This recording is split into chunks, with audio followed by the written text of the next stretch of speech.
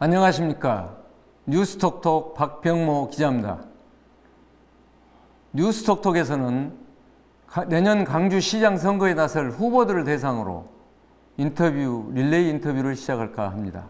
그 첫 번째 순서로 이병훈 문재인 대선 후보 강주시당 총괄본부장이면서 현재 민주당 동남을 지구당 위원장인 이병훈 씨를 모셨습니다.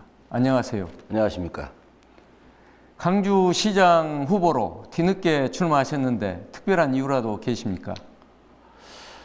작년 총선 때 저희 문재인 대통령에 대한 지지도가 한 5%에 불과했었어요. 대선 때 61%가 되고 지금 국정 수행 능력에 대해서는 거의 90% 이상 되지 않습니까?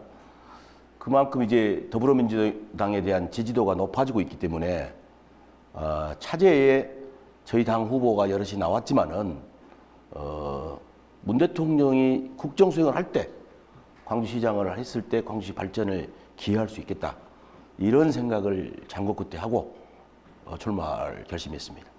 대선 때 특별히 60%가 나왔습니다. 특별하게도 그때 고생을 많이 하셨는데 혹시 청와대에서 안 부르셨습니까?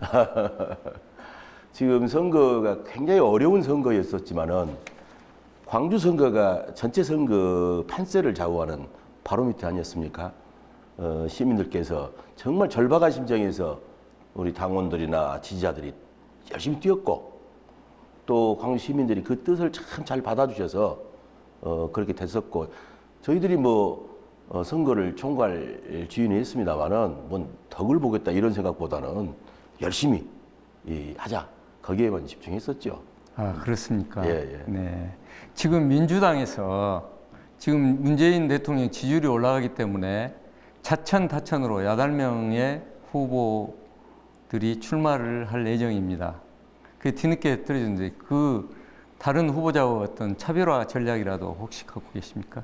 지금 경선 기간은 아직 많이 남아 있습니다만은 지금 8분들 거론된 분들이 각기 나름대로 다들 훌륭한 분들이시죠. 그럼에도 불구하고 제 입장을 말씀을 드리자면은 저는 행정을 한 30년을 예전에 했었고 또 선거도 2번이나 제가 출마해서 낙선했습니다만은 정말 밑바닥 민심이 뭔가를 제대로 배우는 그런 계기가 됐었죠. 그래서 더군다나 저는 공직생활 30년을 할 때 광양 군수 때부터 또 광역자치단체, 중앙정부, 청와대까지 골고루 근무를 했었거든요. 그래서 다양한 행정 경험이 중앙과 지방의 다양한 행정 경험이 광주시정을 맡게 된다면 큰 도움을 줄 수 있겠다. 그런 생각을 하게 됐습니다. 공직생활 30년을 하시면서 감동과 애환의 스토리가 많다고 들었습니다. 그 가장 적절한 예로 세종시를 조성을 할 때 노무현 대통령으로부터 칭찬을 받으셨다고 하는데 그 좀 말씀해 주시고 넘어가시죠. 지금 세종시는 사실은 행정중심 복합도시 일환이었지 않습니까? 그 당시 노무현 대통령께서 추진했던 게 국가균형발전과 지방분권, 이것이 이 나라를 제대로 끌고 갈 수 있다라는 주요 정책 방향이었죠. 그 일환으로 된 것이 지금 중앙부처가 모여있는 세종시를 만들게 됐던 것이고, 제가 세종시의 원년 멤버로서 그 영기군이죠. 그때 영기공주 지역 일대를 그 2,200만 평에 대해서 주민들하고 협의를 해서 1년 만에 협의 매수를 97%를 달성을 했었어요. 그래서 이제 그것 때문에 굉장히 그 당시 노무현 대통령이 좋아하셨고, 또 명칭도 세종시라는 명칭을 제정하는 과정이 여러 차례 국민들하고 이렇게 협의 과정이 있었어요. 설문조사를 수없이 반복하고 해서 했었는데 세종시라는 명칭 제정, 또 그 결과로 지금 세종시에는 생계조합이 있습니다. 그 원주민이 떠나지 않도록 원주민의 일거리를 만들어주는 생계조합을 만들어내는데 제가 실무 책임자로서 역할을 해서 좀 칭찬도 받고 그랬었습니다. 그 맥락에서 국토 균형 발전 차원에서 저희 광주는 아시아 문화 중심 도시가 생겨났습니다. 그때 이명박 정부 때 그 아시아 문화 전당 단장을 하신 걸로 아시는데, 그때 이명박 정부와 약간 어떤 껄끄러운 관계를 슬기롭게 넘으셨다고 얘기를 들었는데. 지금 아시아 문화 중심 도시 종합 계획은 노무현 대통령 계실 때 수립이 됐어요. 그게 2007년 10월 1일이었습니다. 광주의 김대중 센터에서 발표를 했었죠. 내가 앞으로 대통령을 그만두면 몇 달 안 남았는데 퇴임 후에도 광주를 위해서 돕겠다. 그래서 종합계획이 나왔고, 거기에 아시아 문화 전당도 이제 설립하게끔 돼 있고요. 그런데 바로 이명박 정부가 수립이 됐지 않습니까? 그래서 전 돈이 많이 드는 것이다. 돈이 많이 들기 때문에 계획을 축소해야 된다는 여러 가지 움직임들이 있었는데, 어쨌든 단장으로서, 추진단장으로서 언제라도 사표를 쓰고 가더라도 원래 계획대로 가는 것이 광주를 키우고 원래 취지대로 국가 균형 발전을 이룰 수 있겠다. 그런 생각을 해서 계획이 축소되지 않고 유지되는데 설득을 하고, 그래서 지금까지 왔던 것이죠. 그랬던 것이 그 이후에 이제 박근혜 정부를 거치면서 굉장히 왜곡 축소됐던 것입니다. 아시아 문화 전당 말고 우리 광주에 또 정부 종합청사가 들어왔지 않습니까? 그때도 많은 기여를 하셨다고 들었는데. 그때가 2003년이었어요. 네. 2003년에 광주 전남에 갈등이 굉장히 많았습니다. 광주는 광엑스포를 하겠다, 전남은 여수엑스포를 하겠다. 정부 합동청사를 나주로 가느냐, 광주로 오느냐. 5가지 큰 현안이 있었는데, 제가 그 당시에 그 전라남도 기획관리실장을 하면서 양 시도지사님들을 설득을 하고, 광주 전남에 지금 나주에 우리가 초광역으로 해서 새로운 혁신도시가 나왔지 않습니까? 그 정신도 사실 그것과 연계가 돼 있었어요. 광주 전남은 공동 상생 발전을 해야 된다 해서 합동청사는 광주에 있던 것을 새로 짓기 때문에 그 나주로 가는 것은 부적절하다. 그래서 지금 합동청사가 지금 광주에 남게 됐는데 일조를 한 셈입니다. 이 출마자님께서는 전남에서도 근무를 많이 하셨죠. 특히 광양 군수 시절, 지금 현재 그 광양의 매실단지 이걸 조성하는데 많은 지원을 아끼지 않으셨는데. 그때가 94년입니다. 제가 아주 젊은 나이에 광양 군수를 했었는데, 그때 홍상리 씨 청매실 농원이요. 그때는 가마솥에다가 이렇게 골을 내고 있었어요. 그래서 이제 그분의 뜻을 듣고, 이렇게 가공식품이 발전할 수 있겠구나. 그 가능성을 읽었었어요. 그래서 많은 지원도 하고 격려하고 했던데, 그 홍상리 씨가 대단히 똑똑하신 분입니다. 저는 한 10을 도왔는데 100 이상을 짧은 시간에 저렇게 키워낸 분이고, 전국적으로도 참 청매실 농원 홍상리 그러지 않습니까?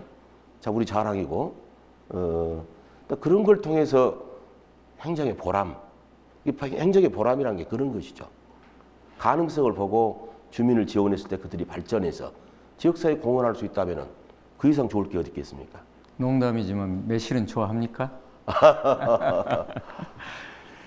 지금 고흥우주센터가 어떻게 생각하면 북한의 핵 탄도미사일을 발사하면서 조금 고흥우주센터는 어떻게 돼가는가 좀 관심이 많은데요. 그 고흥우주센터를 건립하게 된 배경도 함께 설명을 해 주시죠. 그때가 아마 98년, 99년에 그게 시작된 일일 건데요. 그게 항공우주연구소가 대전에 있었어요. 네. 그 항공우주연구소에서 사실은 경남에 이 우주센터를 건립하는 걸로 대충 그렇게 비밀리에 진행이 됐었는데, 저희들이 정보를 입수했죠. 정보를 입수해서 우주센터가 입지 가능한 곳이 어디냐 봤더니 우리 전라남도에서는 완도하고 그다음에 고흥에 지금 그 2군데가 딱 적지라고 봤습니다. 이게 그 정보를 파악해서 우리가 역공을 했죠. 여건에 의해서 중앙정부에 강하게 치고 나간 겁니다. 우주센터의 적지 기지로 두 군데를 제시하면서 그 중에서 고흥이 최고 적지다. 중앙정부에서 이 계획을 세우는데 우리 지방에서 할 수 있는 최선을 다해서 우리는 그 지분을 다해서 하겠다, 지원하겠다. 이렇게 치고 나갔던 것이 한 2, 3년 뒤에 공무를 우주센터가 나로도에 지금 생겼지 않습니까? 그때 당시에는 그 케이프 케네디의 우주 발사 센터에 관광객이 많지 않습니까? 그 생각을 좀 했었고 또 우주 산업이란 것이 센터가 있음으로써 우주 산업의 그 연관 산업이 커나갈 수 있겠다 이런 생각을 했던 것이죠.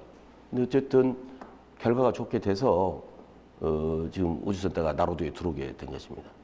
광주 전남 지역뿐만 아니라 세종시에도 특별한 기회를 하셨습니다. 어릴 적 고시를 합격해서 공부를 잘해서 이 고위직에 근무를 하셨는데 그것도 이제 발전적인 아이디어나 이런 것을 많이 내놨습니다. 자, 그렇다면은 행정의 달인이 정치가로 변신하게 된 어떤 배경은 특별한 배경이 있으십니까?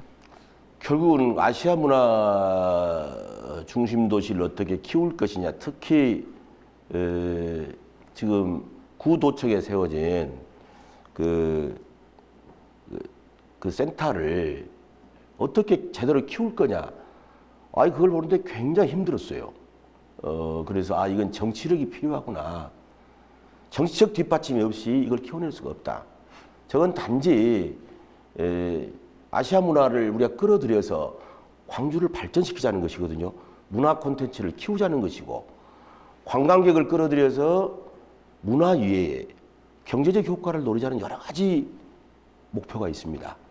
지금 저게 제대로 정상적으로 작동은 안 되고 있지만은 정치적 뒷받침이 없이는 불가능하겠구나. 이런 생각을 많이 하다가 제가 30년 공직생활을 하고 명예퇴직을 하고 정치판에 뛰어들었었죠.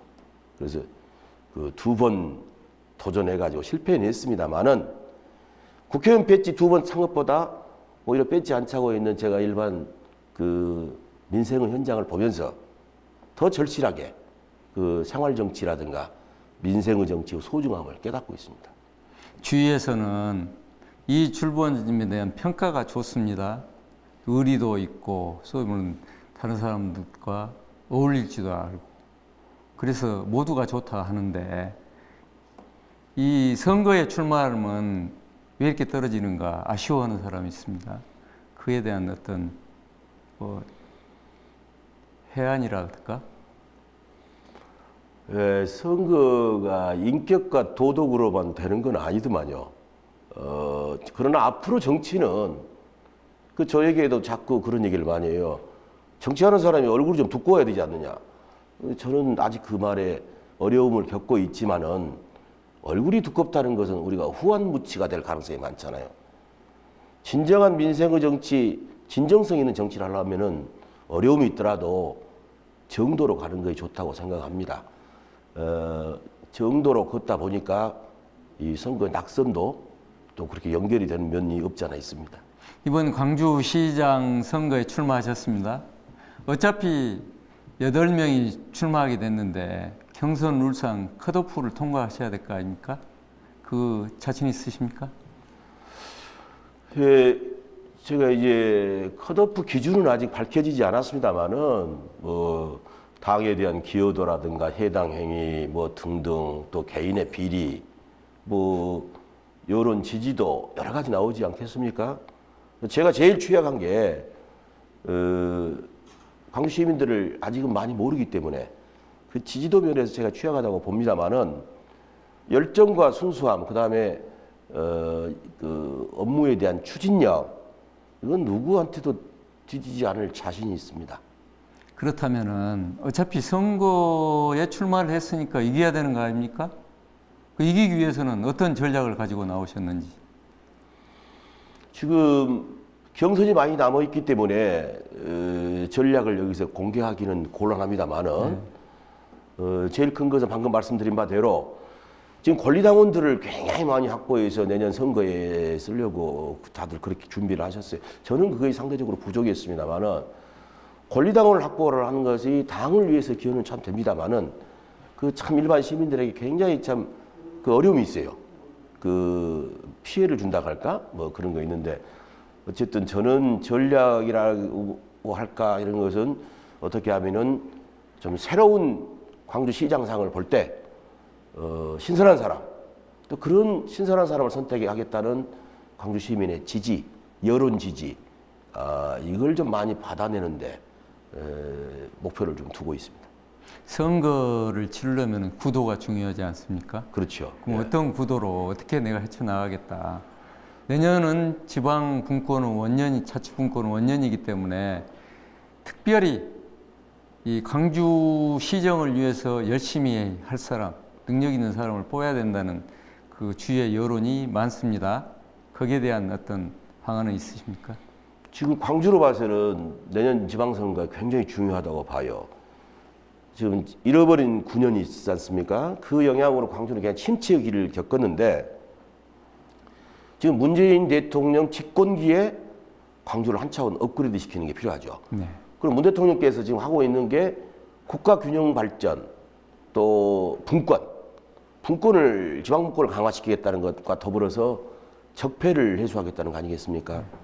자, 이런 것들을 발맞춰서 나가는 데는 그동안에 해왔던 일과 또 맥락 이런 것을 감안할 때 저는 후보로서 충분한 자격을 가지고 있다고 스스로 평가합니다. 앞으로 광주시장 선거에 나설 후보들은 민주당의 경우 예.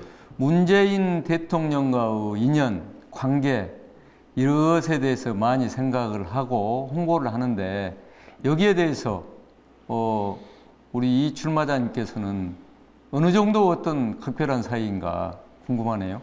지금 가까운 분들이 많이 계시는데 딱 한마디로 말해서 가장 어려웠을 때 경선 때부터 본선까지 광주 총괄선대 본부장을 제가 했지 않습니까? 네.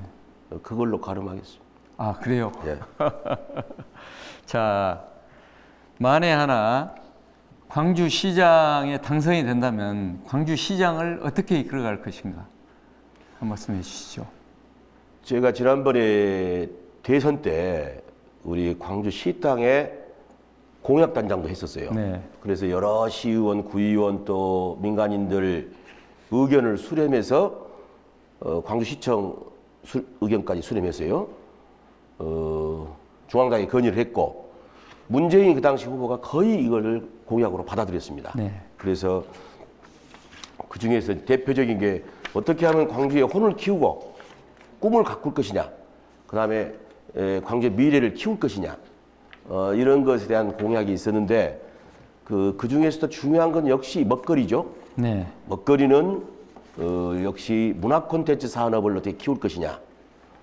두 번째 자동차 산업 중에서도 친환경 자동차 산업을 어떻게 키울 것이냐.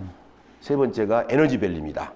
그 에너지밸리를 집공기관에 한전대학을 포함해서 에너지밸리를 또 활성화시킬 것이냐. 여기에 지금 요새 문제가 되고 있는 미세먼지라든가 수질 문제 있잖아요. 그래서 생태도시를 만드는 문제와 더불어서 이제 5.18의 정신적 가치를 정말 어른스럽게 광주에서 어떻게 녹여낼 것이냐. 이런 것들을 차기 시장이 해야 될 굉장히 중요한 아젠다고 방향이라고 생각합니다. 지금 이제 그러한 아젠다가 지금 윤장현 시장이 추구하는 것이 삼각축 그것으로 움직이고 있거든요. 여기에 더 산업 구조가 취약한 광주 경제를 위해서 특별한 뭐 아이디어라도 계십니까? 이제 거기에는 문화관광은 필수입니다. 문화관광. 문화관광은 우리가 지금 4차 산업혁명 시대에 로봇이 대체하는 게 너무 많지 않습니까? 네, 네. 로봇이 대체하기 힘든 것이 문화 콘텐츠 산업이고 문화관광이죠. 그래서 우리가 아시아문화전당을 중심으로 여러 5개 구에 지금 골고루 문화적 발전이 이루어지게 되면은 그걸 기하로 해서 외지 관광객이 끌어들일 수 있고 특히 아시아문화전당이 활성화되면은 300만, 500만이 올 수 있다 이겁니다. 이걸 전남과 연계해서 그래서 문화 관광, 문화 콘텐츠 산업, 또 이것과 연계된 게 생태예요. 정말 사람이 숨쉬기 좋은 고장을 만들어야 앞으로 가면 갈수록 그럴 겁니다. 그래서 우리가 가장 기본에 충실했을 때 광주는 인간적 삶과 더불어서 경제적 구조까지 갈 수 있다, 이렇게 생각합니다. 이 출마자님께서 지난번 총선에서 출마한 동구, 저기는 아시아 문화 전당이 있지 않습니까? 그 아시아 문화 전당이 건물만 덜렁 들어섰지 그렇게 관광 수요가 부족하거든요. 특별한 어떤 대안이라도 있으십니까? 그건 바로 좋은 지적이신데 그럴 수밖에 없었어요. 네. 그 이명박 정부 이어서 우리 박근혜 정부에 와서 문화 융성 시대를 주창하는데 사실은 최순실과 관계 등등으로 해서 왜곡이 됐지 않습니까? 아시아 문화 전당에 좋은 콘텐츠가 연간 계속 보여줘야 돼요. 그럼 좋은 콘텐츠를 보여주기 위해서는 거기에 일하는 전문 인력들이 포진이 돼야 되고 전체적으로 소통이 잘 돼야 됩니다. 지금 인력도 전문 인력도 부족한 데다가 그러다 보니 콘텐츠를 못 만들어내고 또 내부 조직 내에서 소통도 되지 않아요. 여러 가지가 뒤죽박죽 돼 있는데 이걸 제대로 예산과 조직과 그걸 완비가 됐을 때 좋은 콘텐츠가 만들어진다. 콘텐츠 좋으면은 사람들 얼마든지 외지관계 많이 몰려들 수 있습니다. 문재인 정부가 선정한 국정 100대 과제 가운데 광주시에서 제안한 22개 사업이 선정이 됐습니다. 그 가운데 광주형 일자리가 있어요. 그런데 저희 이제 광주 청년들이 상당히 그 취업을 하지 못하고 놀고 있는 상황이 있거든요. 그래서 그 광주형 일자리가 실체가 없다는 얘기도 있고 그런데 그것에 대해서는 어떻게 생각하십니까? 광주형 일자리의 방향은 맞습니다. 네. 방향은 맞는데 이제 구체화되기 어렵다가 그만한 직종이 없었다는 것이고 예를 들어서 그것은 사회적 합의가 굉장히 중요하죠. 실제적으로 1억이나 7천만 원 이상 받는 사람이 자기 연봉을 줄여서라도 4천만 원짜리를 만들 수 있다면 이건 더없이 좋을 일인데 임금의 하방 경직성이라는 게 있지 않습니까? 그래서 이건 현실적으로 좀 어려운 부분이고 추가적인 일자리를 많이 만들어서 그 연봉 4천만 원짜리를 많이 만들어내는 그런 구조. 그런 산업이 어떤 산업이겠느냐? 그런 산업이 예컨대 친환경 자동차에서도 자동차 협동조합이 있어요. 대기업 위주로 가서는 안 됩니다. 그 노조 문제 등 해결할 게 많이 있기 때문에 그 친환경 협동조합 형태의 그 산업들, 전장 산업을 키워내는 거, 그다음에 문화 콘텐츠 산업에서 일어나는 것은 사람이 기계로 대체할 수 없는 것들이 많이 있죠. 마찬가지로 관광 산업 마찬가지입니다. 이런 직종들을 활성화시키는 구체적인 일들을 앞으로 해내는 것이 중요하다고 보고 제가 된다면 그런 일을 아주 역점적으로 할 겁니다. 조금 구체적이고 실현성 있는 그 각 자동차면 자동차, 문화면 문화, 에너지면 에너지에 대한 그 조금 더 큰 비전이나 이런 것이 있으면은 이 기회에 좀 한 말씀 해주시면 감사합니다. 지금 이 자리에서는 세부 통계를 가지고 말하는 자리는 아니라고 생각하고 큰 방향이죠. 네. 큰 방향을 가는데 그 방향을 과연 누가 현실적으로 추진해낼 수 있는 추진력이 있느냐, 이거의 중요한 관건이라고 생각을 해요. 제가 그 점에 대해서는 자신합니다. 이 출마자님께서는 이 자신의 어떤 강점, 시장 후보로서 강점과 보완해야 할 점을 그러신다면 어떻게? 제가 강점이라면 딱 두 가지로 제가 진정성과 추진력인데 단점이 좀 마음이 좀 약해요. 그래가지고 마음이 좀 여리다 그럴까? 남한테 목표를 위해서 뭐 수단을 가리지 말자. 이건 동의가 안 돼요. 하다 보니까 남에게 상처를 주는 일을 잘 못하다 보니까 경우에 따라 주저주저 하는데 정책은 그렇지 않습니다. 행정은 예측 가능하고 정치는 예측 불허예요. 그래서 이 예측 불허한 이 정치판을 넘어서면은 정말 아까 광주가 원하는 또 광주 시민을 행복하게 하는 그런 일들, 그건 정말 진정성 있게 추진력을 가지고 할 겁니다. 광주시가 안고 있는 문제가 인사와 예산에 홀대였다고 지금까지 해왔는데 문재인 정부가 들어서면서 잘 해오고 있지 않습니까? 그런데 이제 시장이 되신다면은 가장 중요한 문제 예산 따오기거든요. 그래서 그 중앙 인맥과 어떤 그 인간적인 어떤 교류 관계는 지속해 오셨는지. 예, 그러죠. 지금 예산은 제가 볼 때 크게 봐서 예산을 중앙정부에서 꼭 필요한 예산을 많이 따는 것이 첫째 중요합니다. 둘째, 따온 예산을 효과적으로 배분하는 것도 중요해요. 사실은 광주시 예산이 적다고 볼 수 있는 예산은 아니거든요. 이게 적절하게 민생에 도움이 되고 일자리 창출에 도움이 되는 그런 집중, 선택과 집중 이런 거 필요합니다. 그래서 중앙정부에 대해서 필요한 예산을 따는 것은 그동안에 제가 걸어왔던 인맥, 그 인맥으로만 또 되는 건 아니에요. 인맥과 논리 이런 걸 통해서 갈 것이고 또 확보된 예산을 얼마나 잘 정말 시민을 위해서 진정으로 시민의 행복과 발전을 위해 쓸 거냐 이걸 또 같이 살펴봐야 됩니다. 이 두 가지 면을 다 중요한 것이죠. 자, 지금 여기가 지금 야당의 호남 텃밭이었거든요. 그래서 민주당과 국민의당이 서로 경쟁적인 체제를 벌이다가 이번 대선 과정에서 민주당이 완승을 한 거지 않습니까? 그럼 내년 지방선거는 민주당 일변도로 갈 것인가 아니면은 국민의당의 지지율이 오르면서 양자 구도가 될 것인가 궁금한데 지금 민심이라는 것이 참 하루 앞을 내다볼 수는 없는 것이죠. 민심이 배를 띄우는 것도 민심이고 배를 넘는 것도 민심이죠. 그래서 민심이 굉장히 두렵고 무섭다. 그래서 민심을 항시 겸손한 자세로 진짜 겸손한 자세로 가야 된다는 것을 우리가 총선과 대선을 겪으면서 배웠어요. 그래서 그 절실한 마음을 예컨대 지금 저희 당의 지지도 굉장히 높고 좀 상대 당이 아주 낮습니다만은 만일에 우리가 잘못한 행동을 한다든가 국정이 잘못 운영되면은 이 지지도는 또 변화가 올 수밖에 없어요. 그래서 저희들은 문 대통령은 잘하시리라고 보고 우리가 그 누를 범하지 않고 우리가 정말 그 지지도에 의지하지 않고 주민의 눈높이에 맞춰서 뛰는가 이게 중요하다고 또 생각을 합니다. 그래서 절대 방심하지 않고 지금 얻은 더불어민주당의 지지도를 광주 시민의 마음을 붙잡고 있기 위해서는 정말 정치인으로서 진정성, 그다음에 그 겸손한 자세 이런 것을 철저하게 유지하겠다는 각오의 말씀을 드립니다.